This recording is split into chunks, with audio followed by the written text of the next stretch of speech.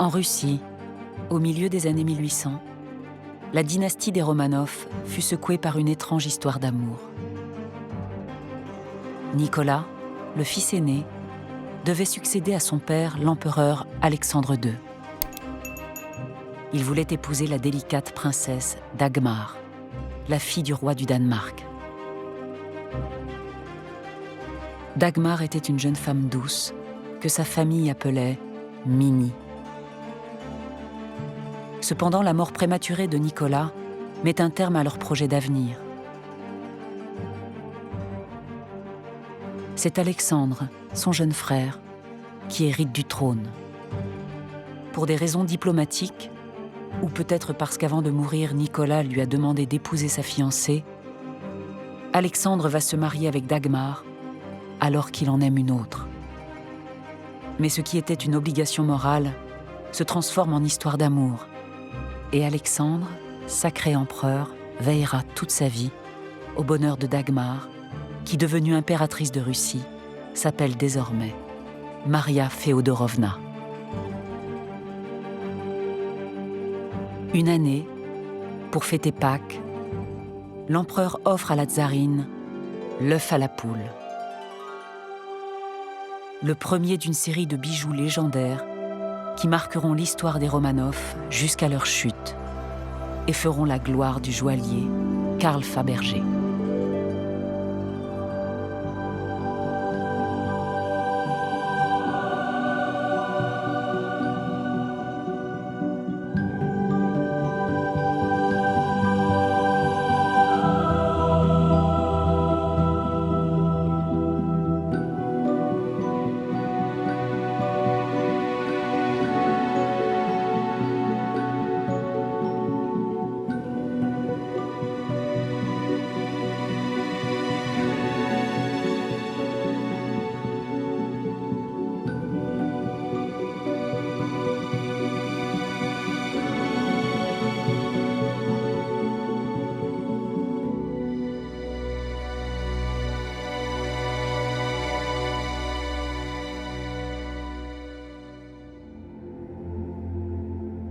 En 1685, Louis XIV avait chassé de France les ancêtres huguenots de Carl Fabergé. Un siècle et demi plus tard, Gustave, le père de Karl, ouvre une modeste bijouterie en Russie, à Saint-Pétersbourg. Saint-Pétersbourg, dès sa création, a été la ville de tous les rêves et de tous les désirs. Saint-Pétersbourg, c'est le symbole de l'ambition du tsar Pierre le Grand, qui en 1703 a décidé de bâtir sur le delta de la Neva une nouvelle capitale sortie du néant, une ville ouverte vers l'Occident, une cité construite par des architectes venus d'Europe.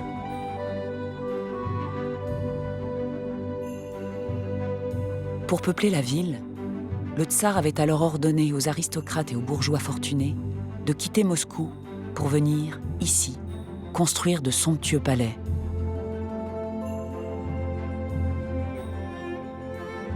De s'installer sur une terre où en hiver la neige et la glace recouvrent tout.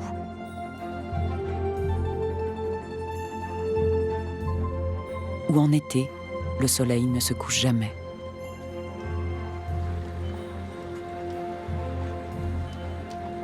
Au fil des décennies, Saint-Pétersbourg était devenue une cité élégante qui rivalisait avec les principales capitales d'Europe.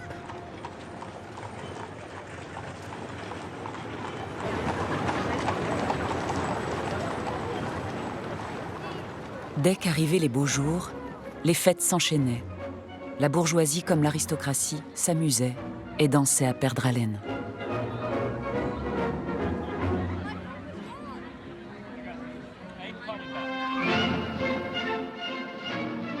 On ne regardait pas à la dépense, et les meilleurs joailliers rivalisaient de créativité pour attirer une clientèle fortunée, exigeante et souvent fantasque. Les œuvres joyeuses des Fabergé ne pouvaient naître qu'ici.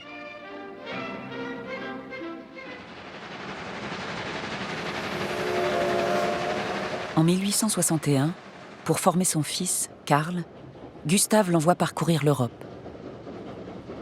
Il découvre les plus grands bijoutiers et visite les principaux musées à Francfort, à Londres, à Paris, à Rome, à Florence et à Naples.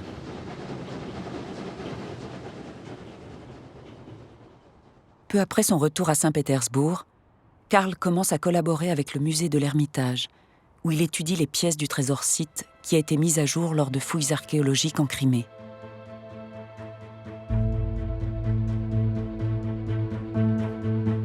Il lance dans l'atelier familial la copie de ces bijoux exceptionnels.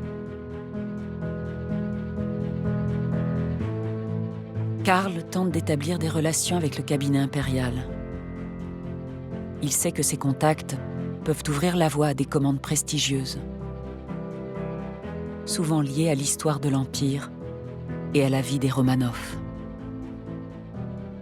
En 1866, lors du mariage du tsarévitch Alexandre et de la princesse Dagmar, la maison Fabergé est sollicitée par le cabinet impérial. Lorsque Karl prend la direction de la boutique, la production est banale, mais le talent du jeune bijoutier et le destin vont créer les conditions de sa réussite.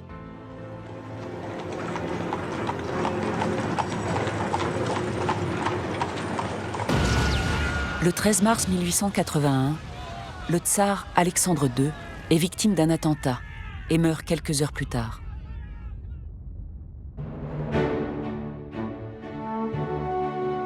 Le tsarévitch Alexandre lui succède sous le nom d'Alexandre III. Le nouveau couple impérial va jouer un rôle majeur dans la saga de la maison Fabergé. En 1882, à l'exposition pan-russe de Moscou, les copies des bijoux scythes sont remarquées par le tsar. Fabergé reçoit la médaille d'or.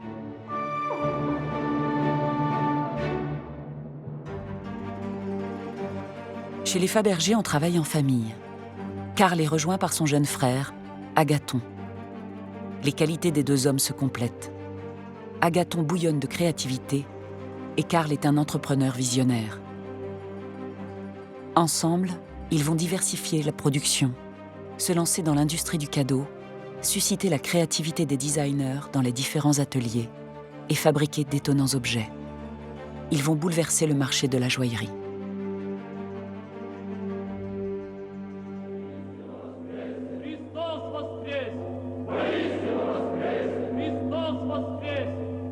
En Russie, Pâques est la plus grande fête religieuse. Ce jour-là, l'Église orthodoxe marque l'événement avec plus de faste que pour toute autre fête. L'œuf est le symbole de la résurrection du Christ. En 1885, Alexandre III passe commande à Karl Fabergé d'un cadeau pour son épouse. Il souhaite lui offrir un œuf de Pâques hors du commun. C'est l'historique œuf à la poule. Fabergé conçoit un œuf en or, recouvert d'une couche d'émail blanc mat. Il mesure un peu plus de 6 cm. Il s'ouvre pour laisser apparaître plusieurs surprises. Tout d'abord une sphère en or, puis une poule dont le plumage finement ciselé est fabriqué avec des ors de différentes couleurs. Les yeux sont incrustés de rubis. Sous son aile, la poule cachait une minuscule couronne impériale et un pendentif en rubis qui, depuis, ont été perdus ou volés. Les trésors de Fabergé suscitent convoitise et désir.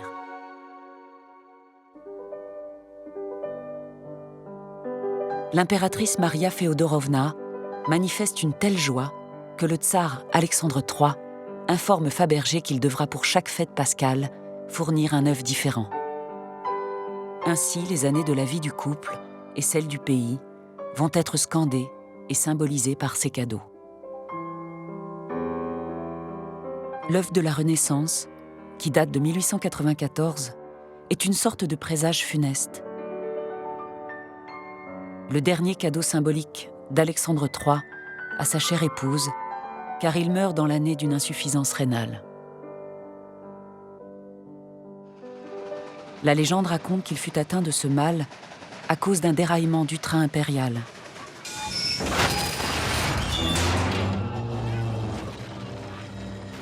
le tsar aurait soutenu le toit du wagon pour éviter qu'il n'écrase sa famille.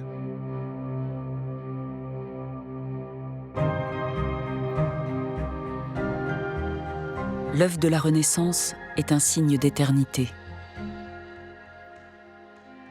Il est taillé dans de l'agate laiteuse sur un support en or et en émail polychrome. 2 têtes de lion sont situées aux extrémités. La coquille est incrustée de pierres précieuses. La date, 1894, est inscrite en diamant sur le sommet. La surprise qu'il contenait a elle aussi disparu. La facture de Fabergé fait référence à des perles. Peut-être y avait-il un collier et des bracelets. Une autre hypothèse concerne l'œuf de la résurrection du Christ. Cette figure du Christ, avec 2 anges taillés dans du cristal de roche, aurait pu être à l'intérieur de l'œuf de la Renaissance. La thématique est cohérente, mais les 2 pièces ne s'emboîtent pas parfaitement.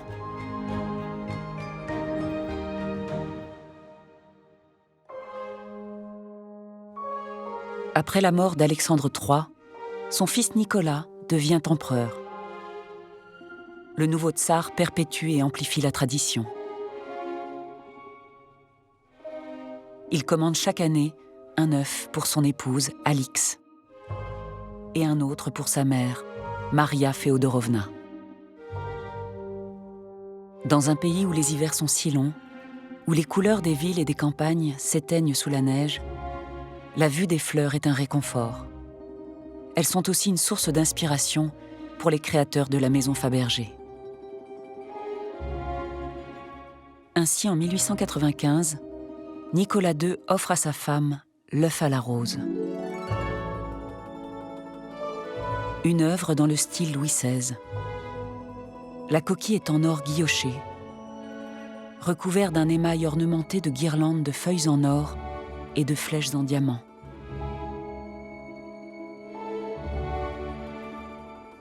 Au sommet de l'œuf, un diamant imposant recouvre un portrait du tsar. À l'autre pointe de l'œuf, toujours sous un diamant, la date du cadeau. À l'intérieur, l'impératrice découvre un bouton de rose jaune, symbole d'amour. Les flèches en diamant sont, bien sûr, celles de Cupidon.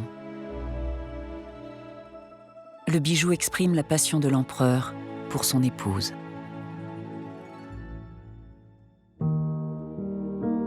Le muguet, symbole de jeunesse et de pureté, est la fleur favorite de la tsarine. En 1898, Fabergé place les fêtes de Pâques sous le signe de l'Art nouveau. Et Nicolas II offre à Alix l'œuf au muguet.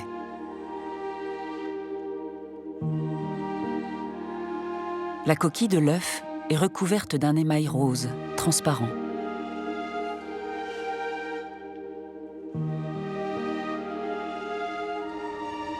Elle est découpée de lignes verticales. Les fleurs sont des perles, dont les pétales sont taillés dans des diamants. La surprise de l'œuf est l'apparition au sommet de la coquille d'un trèfle orné des portraits de Nicolas II avec ses 2 premières filles, Olga et Tatiana.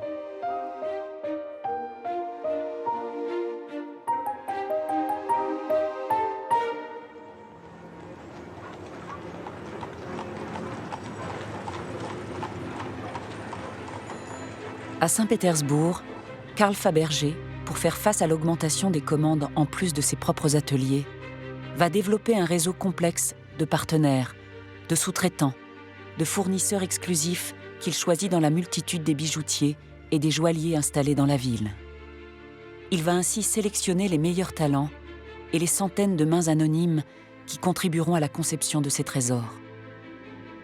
Certains chefs d'atelier jouent un rôle majeur.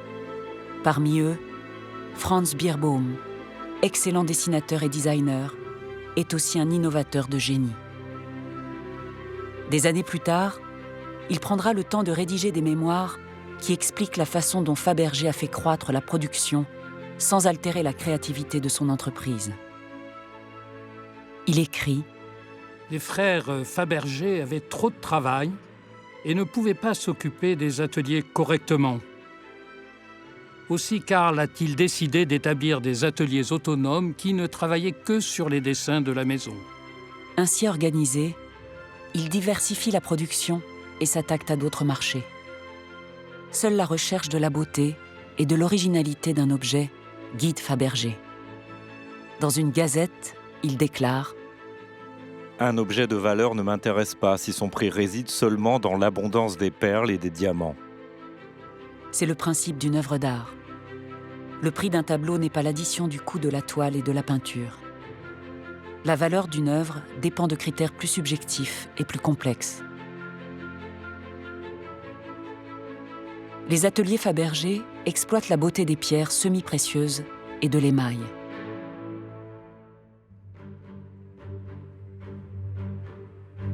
La perfection des émaux est une des signatures du joaillier.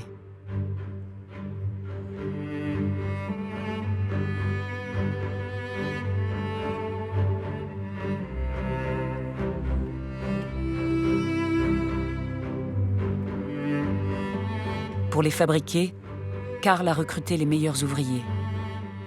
Avec eux, il expérimente les transparences, les couleurs. Il fait varier à l'infini les dessins sur les supports guillochés.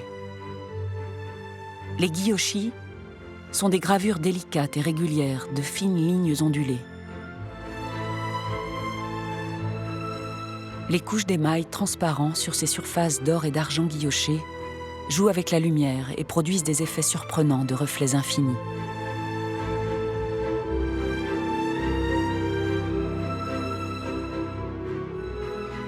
Il propose plus d'une centaine de couleurs, parmi lesquelles ses clients peuvent choisir.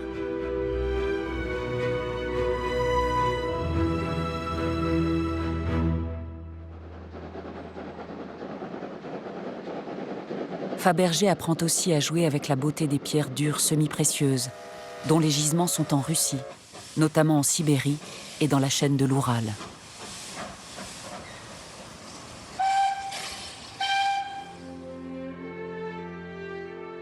Dans ses mémoires, Franz Bierbaum cite en particulier la néphrite, qui vient des rives de l'Ono en Sibérie orientale, une pierre verte aux variations chromatiques infinies. La rhodonite pour ses inclusions de rose vif.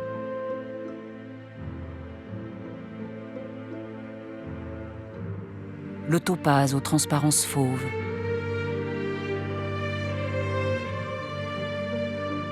Le bleu intense du lapis-lazuli. L'élégant violet de l'améthyste. Les différents types de quartz dont le cristal de roche si délicat à travailler, et bien d'autres merveilles encore.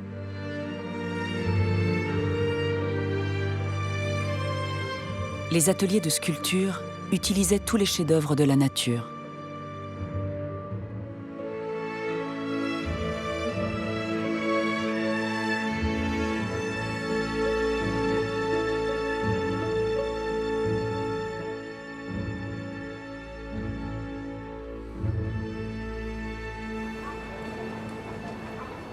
Fabergé va donner leur noblesse à ces matériaux qu'il emploie pour fabriquer des accessoires utiles ou futiles qui font plaisir à une clientèle privilégiée.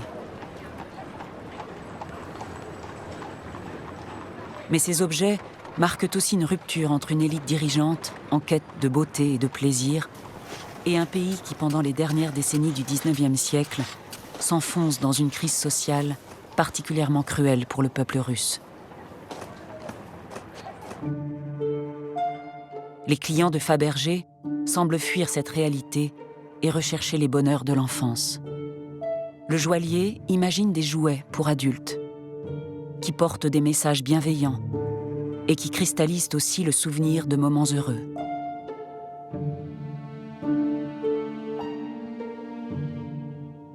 Les bijoux eux-mêmes expriment un monde ludique et féerique.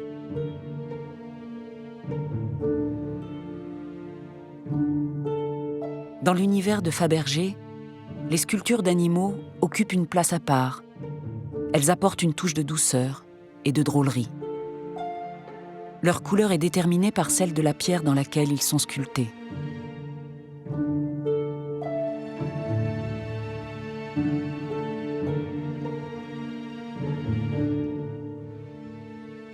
À ce propos, Franz Bierbaum a noté: ces sculptures miniatures avaient beaucoup de succès. Elles faisaient d'excellents cadeaux quand il était important que le prix ne soit pas trop élevé.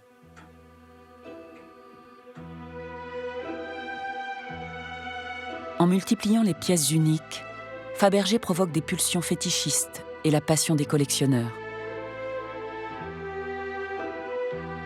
Il faut aller chercher dans les profondeurs des mécanismes psychologiques pour décoder l'attrait de ces petits totems, notamment des statuettes qui sont composées de pierres semi-précieuses ajustées. Ce sont souvent des personnages populaires, des soldats, des paysans.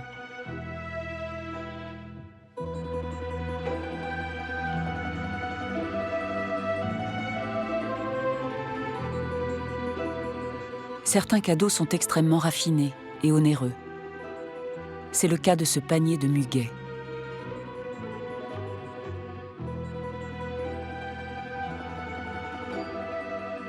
Ou de ces délicates pensées plongées dans un verre avec de l'eau taillée dans du cristal de roche.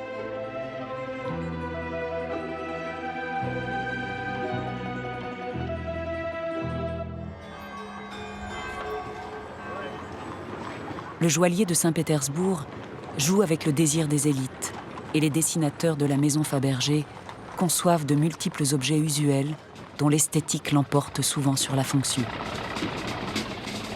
Ils proposent un immense choix, un inventaire poétique fait d'horloges,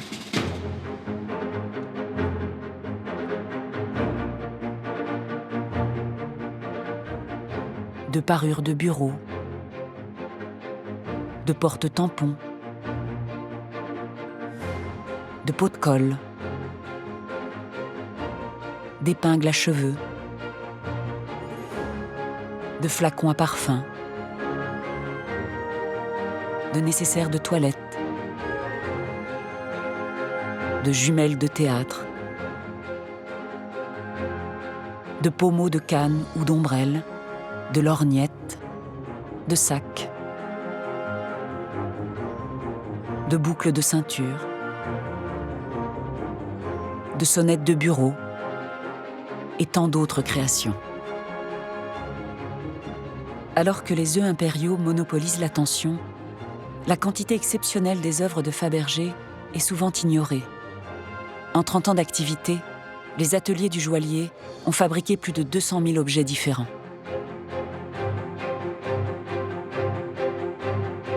La sculpture de pierre sert aussi à fabriquer des pièces plus importantes, comme ce magnifique plat en néphrite, avec des anses de style rococo, émaillées en rouge fraise et bordées d'or.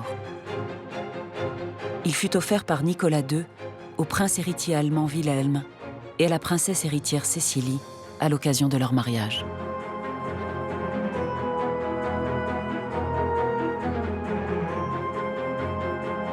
Les étuis à cigarettes sculptés dans la pierre sont des cadeaux particulièrement appréciés.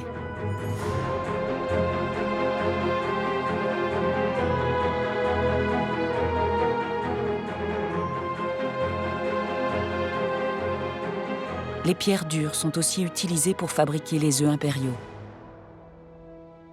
En 1911, alors que Maria Féodorovna fête le 30e anniversaire de son accession au trône, son fils Nicolas II lui offre l'œuf à l'oranger, un arbre dont les feuilles fines et brillantes sont délicatement taillées dans des lamelles de néphrite.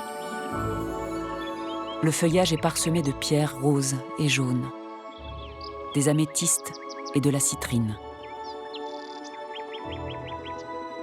La base est en néphrite. La date et le nom de Fabergé sont particulièrement lisibles. Maria Féodorovna adore les oiseaux. En appuyant sur une des pierres, le sommet de l'arbre se soulève pour laisser apparaître un oiseau paré de véritables plumes qui se met à chanter.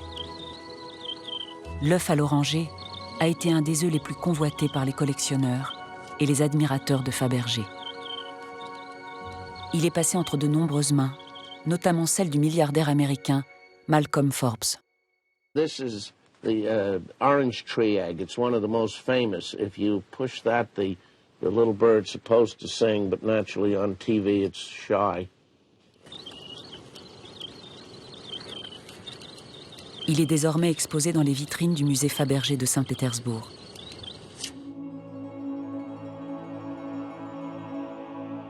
Le joaillier a fabriqué pour les tsars une multitude d'objets à offrir, car ils font de nombreux cadeaux à leur entourage et aussi souvent dans le cadre de grands événements ou de relations diplomatiques.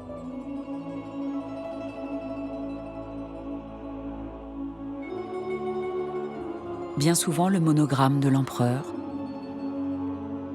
les armoiries de la famille impériale, voire le visage du tsar sont représentés et renforcent la dimension symbolique du présent.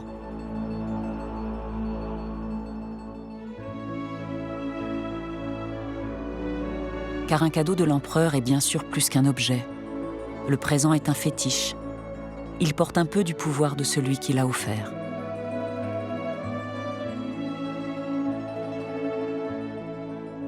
Il est un symbole de distinction, d'amitié, voire de reconnaissance ou d'affection.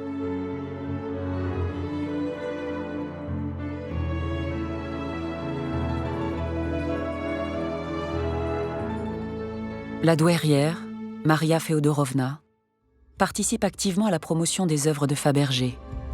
Elle a fait découvrir à sa sœur, la reine du Royaume-Uni, le charme et la fantaisie des animaux en pierre. Dans son palais de Sandringham, la reine d'Angleterre a constitué une collection de plus de 200 pièces, connue sous le nom de la ménagerie royale.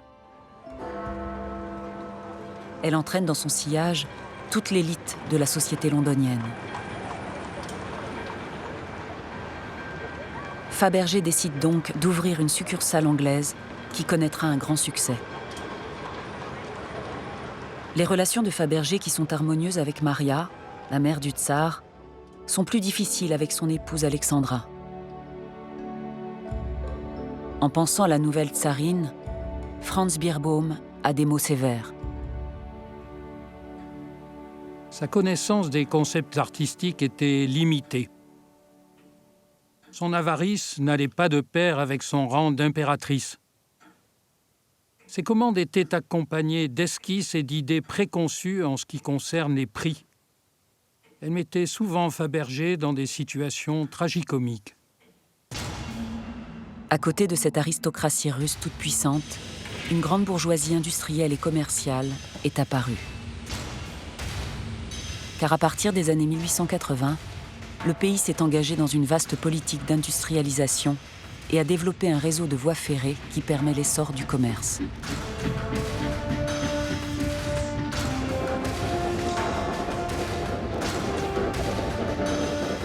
La Russie a notamment lancé la construction du Transsibérien, un train destiné à relier les confins de l'Empire de l'Est en Ouest. Le Transsibérien est la plus longue voie ferrée du monde. Il parcourt plus de 9000 km et dessert près d'1 millier de gares. La construction durera 9 ans, coûtera de nombreuses vies et des millions de roubles. Mais ce train est aussi un symbole de l'unité du pays et modifie la perception de l'espace.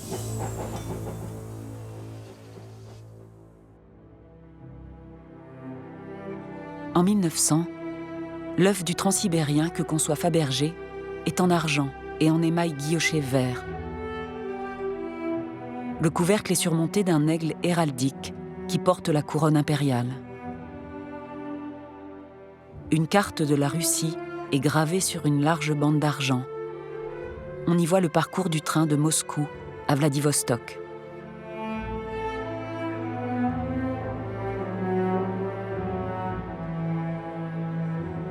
L'œuf est porté par 3 griffons. La surprise à l'intérieur de l'œuf est une copie miniature du train pliée en 3 sections. La locomotive est accompagnée de 5 wagons, dont une chapelle.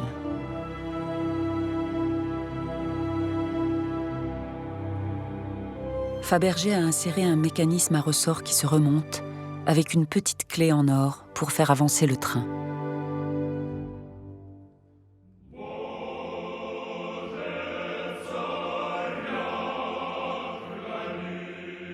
Nicolas II est sacré empereur le 14 mai 1896. Il fait une entrée triomphale dans Moscou sur un cheval blanc, suivi des 2 carrosses dans lesquels son épouse Alexandra et sa mère Maria Féodorovna ont pris place.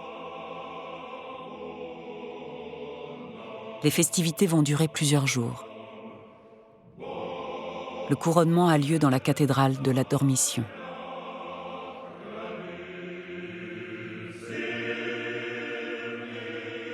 Une foule immense est massée dans les rues et la périphérie de la ville.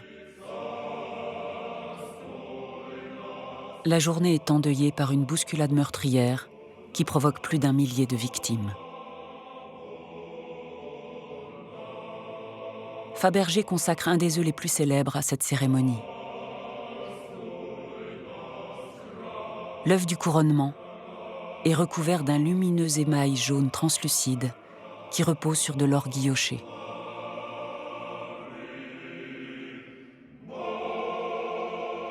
On retrouve l'emblème impérial, l'aigle à 2 têtes, en émail noir. Le monogramme de l'impératrice est inscrit au sommet et à la base. La date est recouverte par un diamant rose. L'œuf contient une surprise.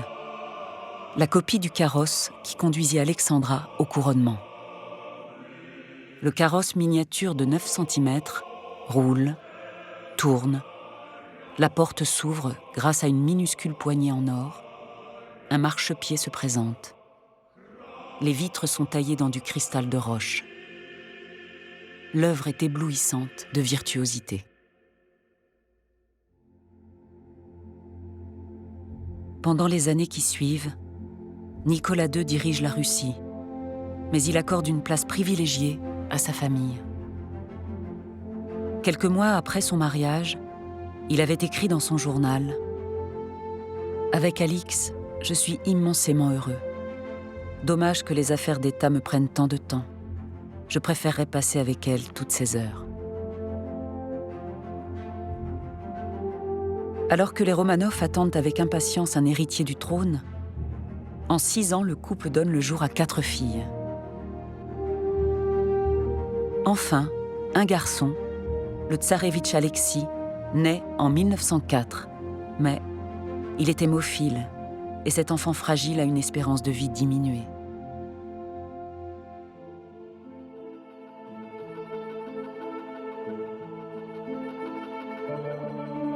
Tout l'entourage adopte à son égard les poses et les attitudes qu'on doit à un futur tsar. Mais chacun sait qu'il ne montera jamais sur le trône.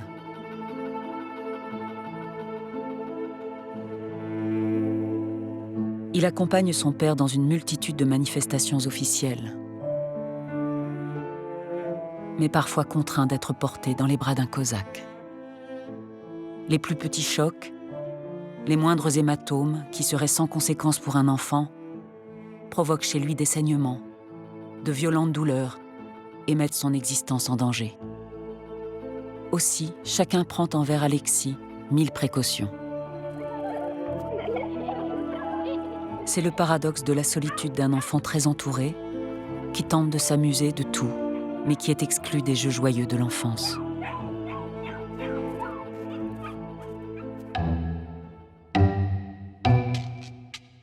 Pour égayer les journées du tsarévitch et tenter de le distraire, Fabergé fait fabriquer un étonnant rhinocéros en argent.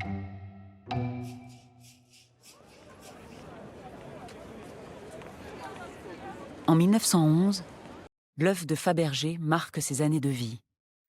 C'est l'œuf du 15e anniversaire de l'accession au trône de Nicolas II. L'œuf en or guilloché est recouvert d'un émail blanc et de plaques d'ivoire peintes recouvertes de cristal de roche. La surface de la coquille est divisée en 18 cases délimitées par des guirlandes d'émail vert et des croix de diamants. Les minuscules tableaux sont peints finement.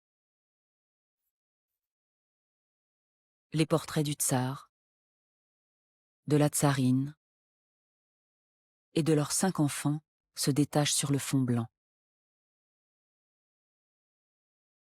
Les autres tableaux représentent les moments ou les lieux importants de la vie politique du tsar pendant ces 15 années écoulées.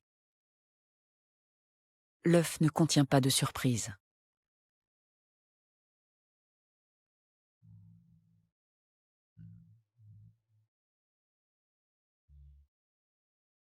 Les commandes de la famille impériale attisent l'intérêt de clients venus de l'aristocratie, de la finance et de l'industrie. Certains veulent posséder des œufs de Pâques. Ils sont peu nombreux, mais très riches. Franz Beerbohm les apprécie particulièrement. Je dois l'avouer, il était infiniment plus facile et agréable de travailler avec les rois de la bourse, de l'huile ou du sucre. Ils étaient tous doués d'un sens pratique et ne se vantaient pas d'initiative artistique.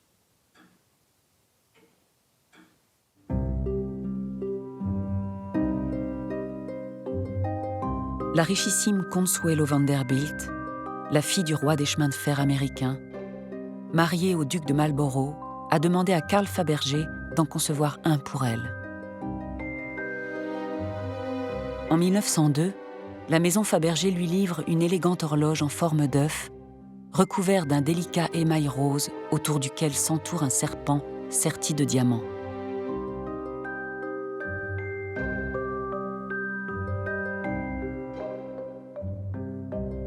La langue du serpent indique l'heure sur un couvercle mu par un mécanisme d'horlogerie. Le sommet de l'œuf est couvert de guirlandes en or de 4 couleurs.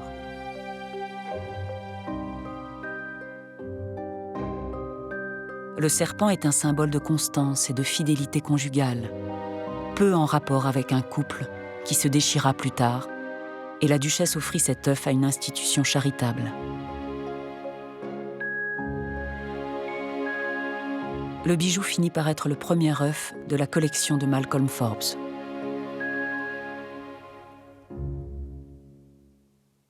Autre client très fortuné, Alexandre Kelch, dont la richissime belle famille contrôle l'or sibérien, a commandé pour son épouse des œufs de Pâques qu'il souhaite aussi somptueux que ceux des tsars. En 1898, Fabergé livre donc à Varvara Kelch une nouvelle version de l'œuf à la poule. L'œuf de Kelch est plus grand que sa version impériale. Il est recouvert d'un émail guilloché, couleur rubis.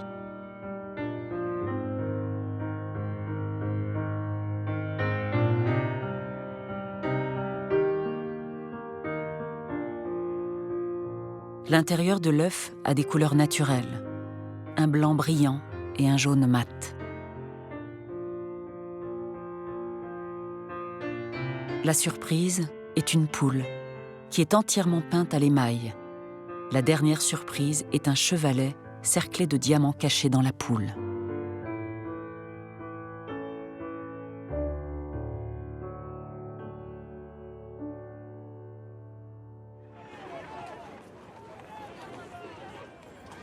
À partir de 1887, Fabergé créera des succursales à Odessa, à Kiev, à Moscou.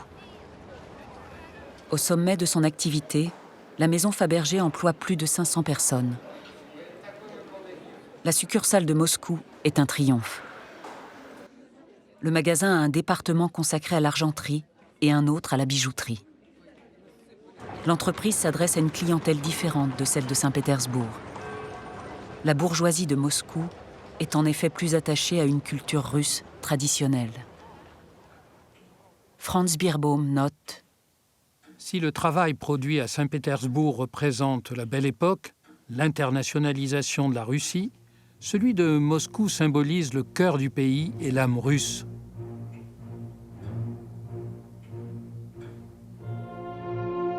Les ateliers de Moscou et ceux de Saint-Pétersbourg produisent de somptueuses pièces en argent.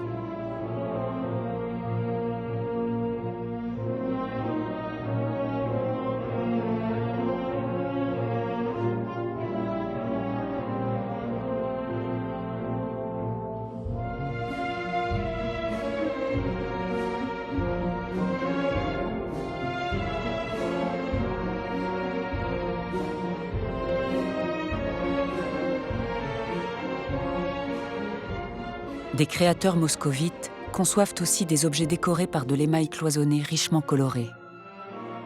Les scènes, souvent romantiques, sont des reproductions d'œuvres peintes par des artistes renommés.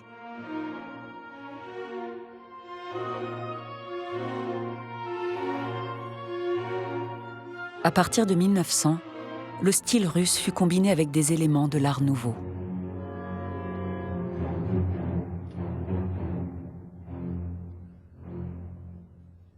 Pour faire face à la demande, Fabergé décide de rationaliser les conditions de fabrication.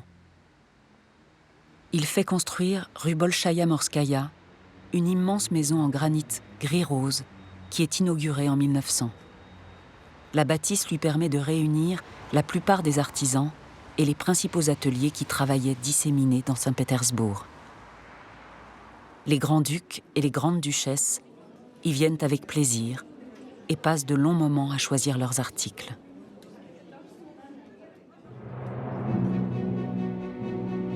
L'arrivée du XXe siècle et l'Exposition universelle de Paris marquent le sommet de la vie professionnelle des Fabergé. Dans le pavillon russe, Fabergé dispose d'une vitrine. Son triomphe est total. Il reçoit une médaille d'or et il est décoré de la Légion d'honneur, la plus haute distinction de la République française. Pour fêter le nouveau siècle et les années à venir, Fabergé a imaginé pour l'impératrice Maria, la mère de Nicolas II, un œuf horloge dans le style Régence, particulièrement élégant, l'œuf au coq. L'horloge ronde est enduite d'un émail blanc. Les chiffres du cadran sont sertis de diamants. Les aiguilles sont des filigranes d'or en forme de flèche. L'horloge est coiffée d'une tresse de laurier ornée de perles et de diamants. Un treillis assez large, avec des glands, est complété par des guirlandes de fruits et de baies suspendues.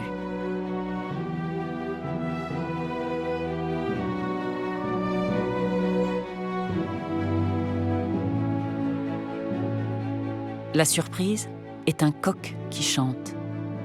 Un couvercle se soulève et il surgit au sommet de l'œuf.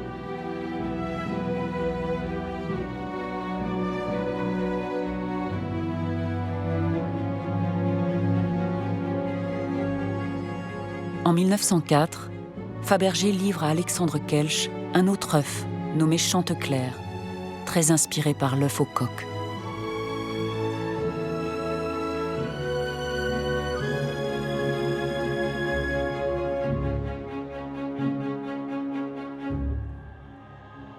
« 1904 et 1905 sont des années sombres pour la famille impériale.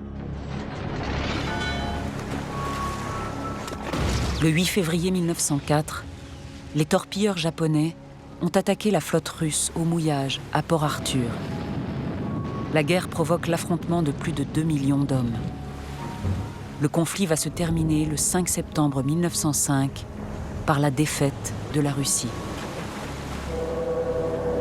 Pendant les 2 ans que dure cette guerre, le rituel festif des œufs de Pâques impériaux est suspendu. Toujours dans ces années néfastes pour les Romanov, la révolte populaire gronde, car la vie des paysans dans les campagnes est ponctuée de périodes de famine. Et dans les villes, la concentration ouvrière favorise l'organisation de grandes grèves. La première révolution éclate à Saint-Pétersbourg le 9 janvier 1905. Nicolas II est contraint d'octroyer une constitution garantissant les libertés fondamentales et une assemblée élue, la Douma.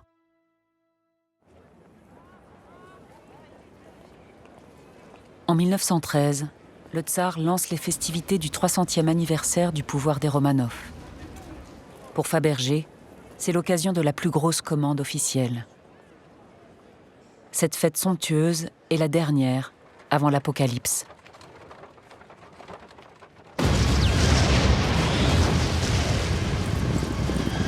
En août 1914, la Première Guerre mondiale éclate.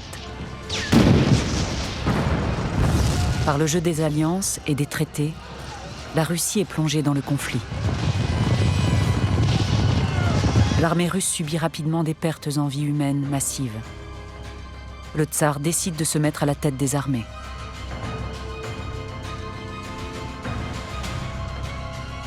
Malgré cet engagement personnel, les troupes russes sont obligées de se replier et leur dénuement devient catastrophique.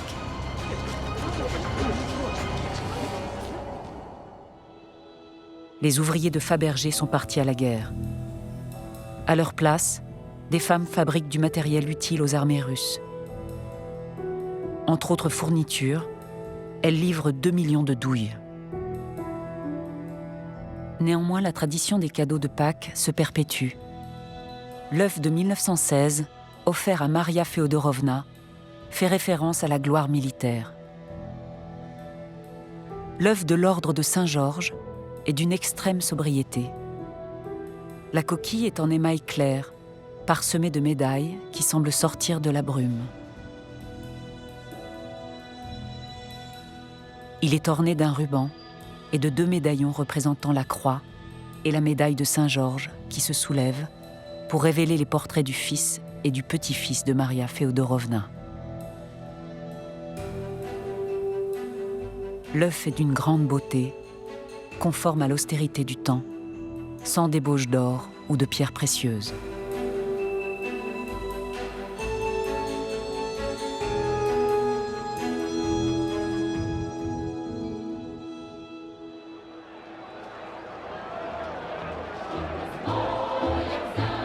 En 1917, la Révolution éclate.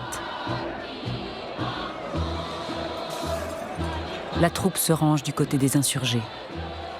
L'armée abandonne le tsar qui abdique. En octobre, les forces révolutionnaires prennent le pouvoir.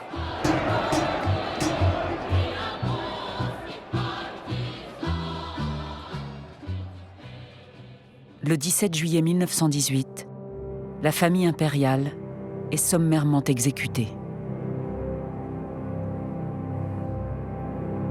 L'homme qui avait semé tant de pierres précieuses sur la route des Romanov disparaît avec eux.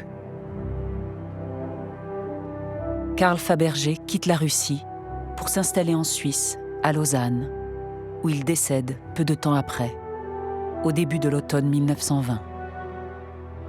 Il est inhumé à Cannes, dans la terre de France que ses ancêtres avaient quittée 2 siècles auparavant. En Russie, le jeune pouvoir soviétique, qui a besoin d'or et de devises, vend les trésors impériaux. Les objets de Fabergé sont démontés pour récupérer l'or et les pierres précieuses. Des dizaines de milliers d'œuvres du joaillier partent aussi dans les bagages des Russes qui fuient vers l'exil et qui tentent de survivre en vendant des objets précieux. Un marché va s'ouvrir pour ces bijoux qui suscitent un engouement médiatique. Tragic irony attaches to this collection of treasures now being offered for sale in New York. For these were the gifts of the last Tsar of Russia to his Tsarina. Le millionnaire américain Malcolm Forbes, dans une compétition teintée d'affrontements idéologiques, souhaite posséder plus d'œufs que le Kremlin. It's always fun to beat the Kremlin in a competition if it's not nuclear. En 2004, les héritiers de Malcolm Forbes mettent sa collection en vente. Avant les enchères, un industriel russe, Viktor Vekselberg, parvient à acquérir la totalité des pièces. La fondation Link of Time rachète les œuvres éparpillées pour les ramener dans leur pays d'origine. Désormais, le musée Fabergé, installé dans le palais Chouvalov à Saint-Pétersbourg, offre au regard des visiteurs une collection somptueuse comportant plus de 1000 pièces. Mais cette saga romanesque ne s'arrête pas là. Un dessin préfigurait la réalisation d'une ultime œuvre de Fabergé destinée à la tsarine Alexandra en 1917. Sa fabrication n'a jamais été terminée à cause de la chute de l'Empire. Or, quelques éléments importants de cet œuf ont été retrouvés au musée minéralogique de Moscou.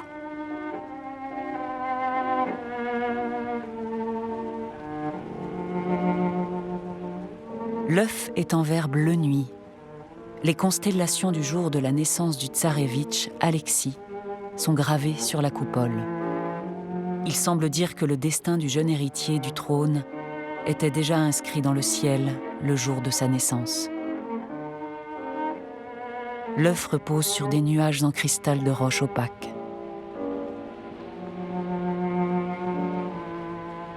Le dessin initial prévoyait la présence de chérubins en argent.